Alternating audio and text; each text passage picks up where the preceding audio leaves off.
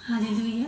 धन्यवाद प्रभु कि फिर से एक मौका दिया है कि हम फिर से आप लोगों के साथ हम आए पाए हैं और तेरे अनुग्रह है प्रभु जी। आज का सुंदर दिन तो धन्यवाद करते हैं। फिर एक मौका हमें मिला है कि हम तेरी स्तुति और तेरी महिमा में हम थोड़े समय को हम व्यतीत करने पाएंगे। आज हम वचन देखेंगे जो हमें पहला पतरस उसका 4 अध्याय और उसका 7 पद में मिलता है। पहला पतरस उसका 4 अध्याय उसका 7 पद में हमें मिलता है कि सब बातों का अंत तुरंत होने वाला है। जी हाँ, सब बातों का अंत तुरंत होने वाला है, इसलिए संयमी होकर प्रार्थना के लिए सचेत रहें। उत्पत्ति अगर 13 अध्याय उत्पत्ति 6 अध्याय का हम 13 वचन को पढ़ते हैं तो उसमें स्पष्ट रूप से हमें वचन बताता है कि तब परमेश्वर ने नूह से कहा, सब प्राणियों के अंत करने का समय मेरे सामने आ गया है, क्योंकि उनके कारण पृथ्वी उपद्रव से भर गई है, इसलिए मैं उनको पृथ्वी समेत नष्ट कर दूंगा। जब पृथ्वी पर पाप बढ़ जाने के कारण हर जगह उपद्रव होने लगा, क्योंकि परमेश्वर पाप से घृणा करता है, तब परमेश्वर ने नूह से कहा, सभी जीवित प्राणियों का अंत का समय आ गया है, और इसलिए कहा कि पाप का समय है और जीवित प्राणियों का अंत का समय आ गया है, क्योंकि पाप के माध्यम से पृथ्वी हिंसा से भर गई है। अब देखो, मैं अपनी सारी सृष्टि को नष्ट कर दूंगा, प्रभु का वचन हमें बताता है। परंतु परमेश्वर ने नूह के परिवार और पृथ्वी के जितने भी प्राणी थे उसके एक जोड़े को बचाया।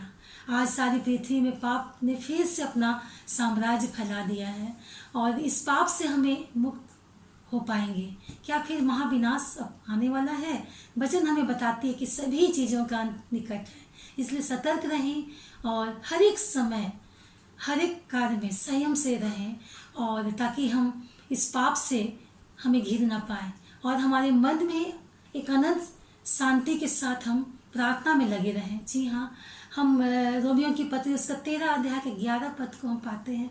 इसमें लिखा हुआ है, समय को पहचान कर ऐसा ही करो, इसलिए कि अब तुम्हारे लिए नींद से जाग उठने का घड़ी आ पहुंची है, क्योंकि जिस समय हमने विश्वास किया था उस समय के विचारों से अब हमारा उद्धार निकट है। जी हाँ, इस समय हमें नींद से जागने की आवश्यकता है। हमें प्रभु के निकट अपने समय को व्यतीत करना है। मनुष्य जाति के पाप से मुक्ति एवं उद्धार का समय अब नज़दीक आ चुका है। हमारे लिए एक अवसर है कि हम अपनी सोई हुई अंतरात्मा को जगाएं। जी हाँ, हमें आवश्यक है कि जो हमारा आत्मा जो सो गया है, जो कहीं ना कहीं शायद इन संसारिक परेशानियों में मच चुका है, उस अंतरात्मा को हमें जगाने की आवश्यकता है। नींद से जागने का समय आ गया है। हमने परमेश्वर को अपना उद्धारकर्ता के रूप में विश्वास से ग्रहण किया है। वचन हमें आश्वस्त करता है कि हमारा उद्धार का समय अब निकट आ गया। जी हाँ, वचन हमें बताता है कि अब हमारा उद्धार का समय निकट आ गया है। परमेश्वर मनुष्य जाति के उद्धार करने के लिए क्या स्वयं आएंगे? जी हाँ, क्या अवतरित होंगे? ये हमें देखते हैं। याकूब की पत्री उसका 5 अध्याय उसके 8 पद में, तुम भी धीरज धरो और अपने हृदय को दृढ़ करो, क्योंकि प्रभु का आगमन निकट है। जी हाँ, वचन हमें बताता है, पवित्र शास्त्र हमें बताते धीरज रखने को कहता है, अपने आप को अपने प्रभु के लिए तैयार रखने को कहता है, क्योंकि प्रभु परमेश्वर के आगमन का समय बहुत ही निकट है। जी हाँ, जिन विकट परिस्थितियों में हम जी रहे हैं, हमें इस पवित्र शास्त्र के बताए हुए हर एक बातों को हम पूरा होते हुए देख रहे हैं। रोमियो की पत्री उसका 13 अध्याय का 12 पद में हम देखते हैं कि रात बहुत बीत गई है और दिन निकलने पर है, इसलिए हम धन्यवाद करें प्रभु का और अंधकार के कामों को त्याग कर ज्योति की हथियार को बांध लीजिए। हाँ, हमें प्रभु कह रहा है कि रात बीत के अब दिन निकलने वाला है और हमें अंधकार के कामों को त्याग कर हमें ज्योति का हथियार को बांध लेना है। जी, हमारे जीवन का अंधेरा समाप्त हो गया है, हमारे जीवन में फिर से उजाला होने को है। हम अपने आप को तैयार करें, अंधकार के कामों अर्थात हर बुरे कामों को त्याग कर परमेश्वर के उस ज्योति को अपना हथियार बना ले, जिसे परमेश्वर ने हमारे उद्धार के लिए इस पृथ्वी पर भेजा है।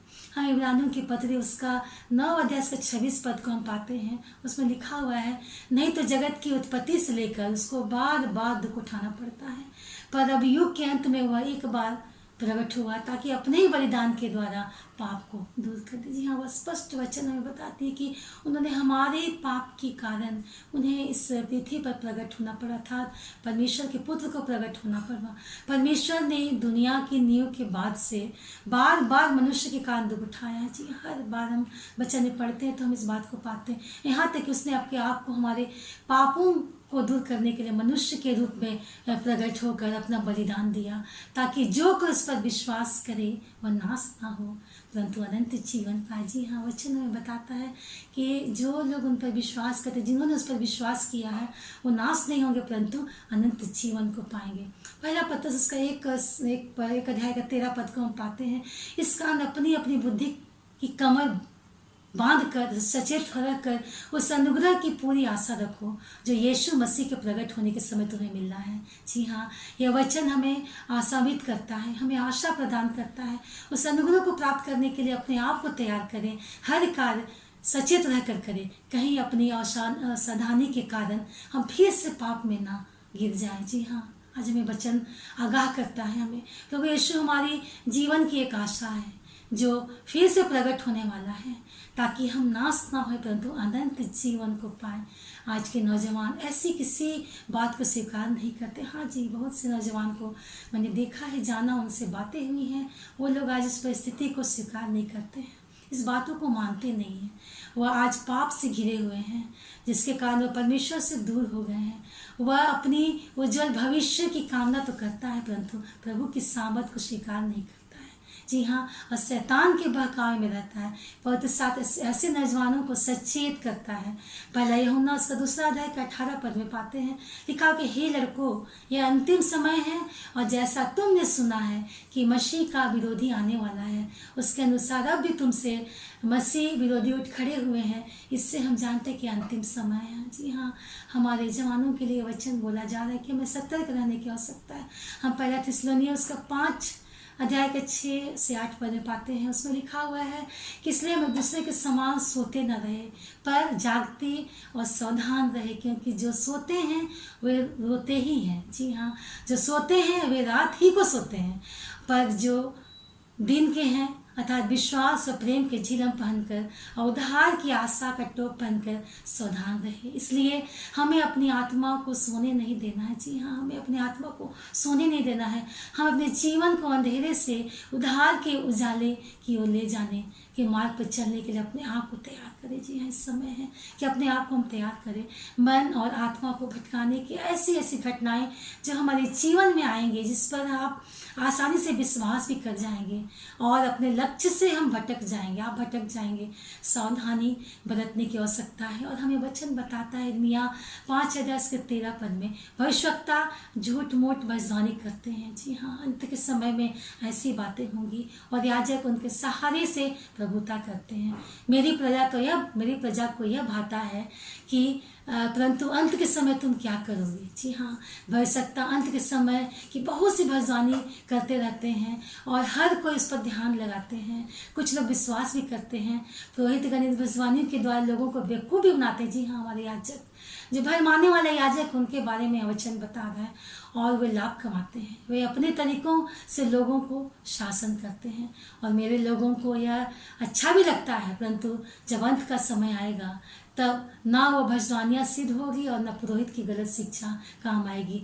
तब आप क्या करेंगे। जी हाँ, पहला पत्रस में पढ़ते हैं उसका पहला अध्याय के 13 पद में, जैसा हमने पहले भी पढ़ा, अपने मन की लालसाओं को शांत करो और यीशु मसीह के प्रकाशन पर तुम्हारे लिए लाए जाने वाले अनुग्रह के अंत की आशा करो।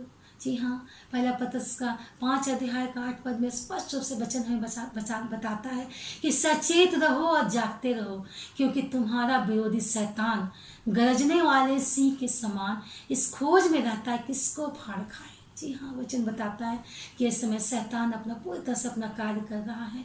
वो मौका ढूंढता है कि हम किसको अपने चंगुल में फंसा लें। मन की लालसाओं के प्रति सतर्क रहना जरूरी है, क्योंकि लालसाएं हमें अशांत करती है। पवित्र शास्त्र हमें बताती है कि हमें सतर्क रहना चाहिए, क्योंकि आपका विरोधी शैतान, जी हाँ, गरजने वाले शेर के रूप में आपके जीवन में कार्य करता है। वो आपके बारे में सब कुछ जानता है। वो आपके जीवन की को नष्ट करने के लिए आतुर रहता है। उसके जीवन देने अथवा उधार देने की क्षमता नहीं है। जी हाँ, शैतान में जीवन देने की क्षमता नहीं, उधार देने की क्षमता नहीं है। उधार सिर्फ और सिर्फ प्रभु यीशु से प्राप्त होता है, जो जल्दी हमारे बीच में होगा। हम मत्ती उसका 24 अध्याय का 42 पद पढ़ते हैं। इसमें लिखा हुआ है, जागते रहो क्योंकि तुम नहीं जानते कि तुम्हारा प्रभु किस दिन आएगा। जी हाँ, हम नहीं जानते कि प्रभु किस दिन आएगा।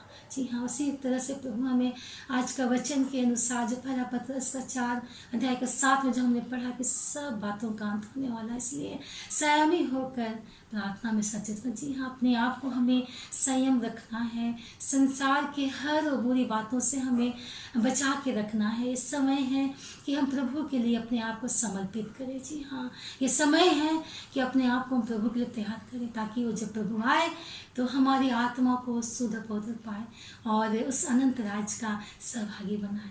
सुंदर वचन के लिए धन्यवाद देता। आइए हम कुछ क्षणों के लिए प्रभु से हम बात करें। धन्यवाद प्रभु जी सुंदर वचन के लिए पिता परमेश्वर, जो वचन हमें बताते कि सब बातों का अंत तुरंत होने वाला। हाँ प्रभु जी, हमें चाहिए कि इस समय हम सचेत रहें, जागते रहें, प्रार्थना में लगे रहें कि हम परीक्षा में ना पड़े पिता परमेश्वर।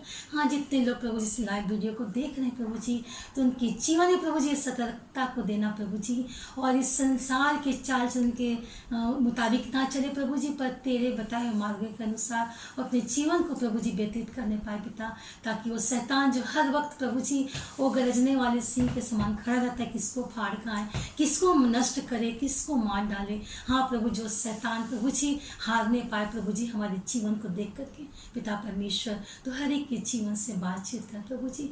जबकि रात्रि आ चुकी प्रभु जी, अपने दूतों का बाड़ा बांध प्रभु जी कि हम सुरक्षित रहने पाए पिता, तेरे नाम की महिमा अगले दिन कर सके प्रभु जी। हम अपने भारतवर्ष को तेरे हाथों में सौंपते प्रभु जी, यहाँ की विकट परिस्थिति को तेरे हाथों में सौंप देते प्रभु जी कि तो इस विकट परिस्थिति से प्रभु जी हमें बचा पिता परमेश्वर। इस देश का उत्थान कर प्रभु जी। हाँ पिता परमेश्वर, यहाँ की हर जितने भी इस प्रभु जी सुविधाओं की आवश्यकता सब कुछ तुम मुहैया कर पिता परमेश्वर, और हमारे देश के मंत्रिमंडल को हम तेरे हाथों में सौंपते प्रभु जी। तू सबका रक्षक हो प्रभु जी, तो उसको अपना बुद्धि से परिपूर्ण कर दे पिता परमेश्वर, ताकि इस देश को प्रभु जी ये तेरे मुताबिक चलाने पाए प्रभु जी। इस देश के जो ये महामारी है कोविड-19, इसका अंत शीघ्रता से होने पाए पिता परमेश्वर। दया करना, अनुग्रह करना पिता, तूने हमारी प्रार्थना को सुना है प्रभु जी, हमारे विश्वास है प्रभु जी। धन्यवाद के साथ प्रभु जी हम इस प्रार्थना को प्रभु के पवित्र मीठे नाम से मांगते हैं, आमीन आमीन।